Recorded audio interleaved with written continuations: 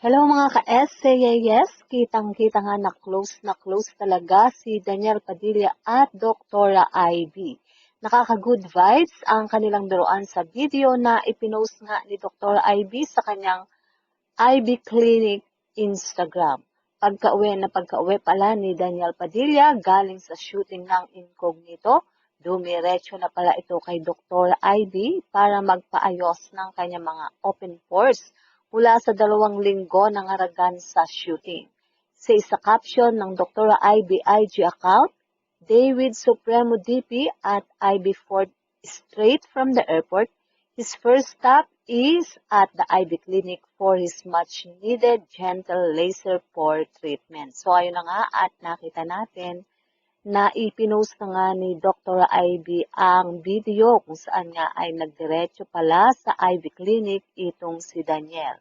Sa video, maririnig ang mga usapan ni Dr. Ivy at Daniel.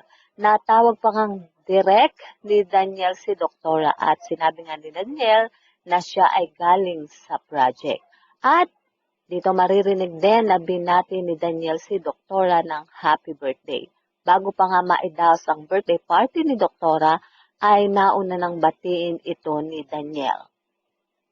Samantala, ay naman sa aming nasagap na balita, ay nauna na sa bansang Italy itong si Ian Veneracion. At kung mangyayari ay ngayong araw na ito, September 10, ay lilipad na rin itong si Daniel Padilla papunta sa nasabing bansa para sa shooting or lock-in shooting ng Incognito doon. So mga ka-SAAS, yan nga po ang ating balitaan at kung inyong naibigan, put your comment down below at syempre huwag kakalimutang mag-like, share, and subscribe.